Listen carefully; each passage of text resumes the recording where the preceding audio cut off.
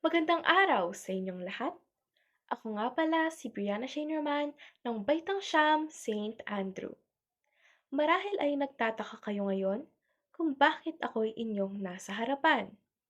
Ako'y narito ngayon sa inyong harapan upang magbahagi ng isang talumpati.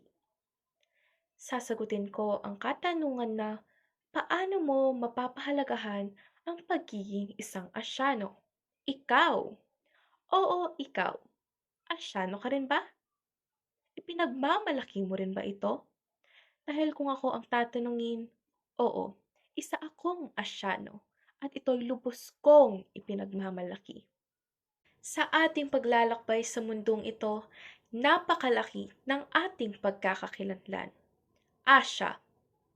Hindi lamang ito isang kontinente na makikita sa isang mapa, kundi isang mayaman at makulay na kultura na nagbibigay kahulugan sa bawat isa. Ako'y Pilipino, isa akong Asyano. Lahi ko'y lubos kong ipinagmamalaki saan man mapunta. Ito'y isang yaman na aking pinakaiingatan at hindi kakalimutan.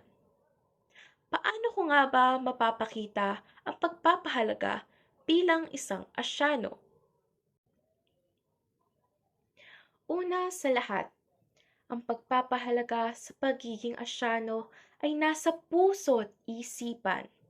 Una, nararapat nating kilalanin, alamin at yakapin ang ating kasaysayan. Mahalin natin ng mga aral mula sa mga ninuno, ang kanilang tapang at ang kahalagahan ng pagpapahalaga sa ating bansa. Pangalawa, lagi nating tatandaan na ang ating wika ay isang yaman na nag-uugnay sa ating pagkakakilanlan. Ang wika ang daan tungo sa mas malalim na pag-unawa sa isa't isa. Sa pamamagitan ng pagpapahalaga sa wika, nagbibigay tayo ng respeto at pag-unlad sa ating kultura. Pangatlo, dapat nating ipagmalaki ang kakaibang sining at tradisyon na taglay nating mga Asyano. Sa pamamagitan ng pagbabahagi at pagpapahalaga sa ating sining at tradisyon, nasasalamin dito ang tunay na husay at galing nating mga Asyano.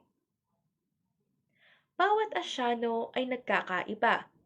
May iba't ibang kultura, tradisyon, wika, at paniniwala. Ngunit sa puso, tayo ay iisa. Ang ating sining, musika at panitikan ay nagpapakita ng kakaibang ganda at kahalagahan. Huwag nating kalimutan ang mga dakilang kontribusyon ng ating mga kapwa Asyano sa larangan ng agham, filosofiya at relihiyon na nagpapakita ng mas malalim na pag-unawa sa ating sariling pagkakakilanlan. Ang pagpapahalaga sa pagiging Asyano ay hindi lamang tungkol sa ating sarili, kundi sa ating kababayan at sa ating bansa. Alam niyo ba, para sa akin, isang karangalan ang maging isang Asyano. Kaya naman, samahan niyo ako na ito'y pangalagaan at ipagmalaki sa buong mundo.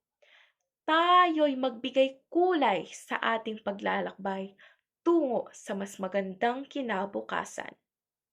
At dito na po nagtatapos ang aking talumpati. Maraming salamat po sa inyong pakikinig. Muli, ako si Brianna Shinerman ng Baitang Siam, St. Andrew.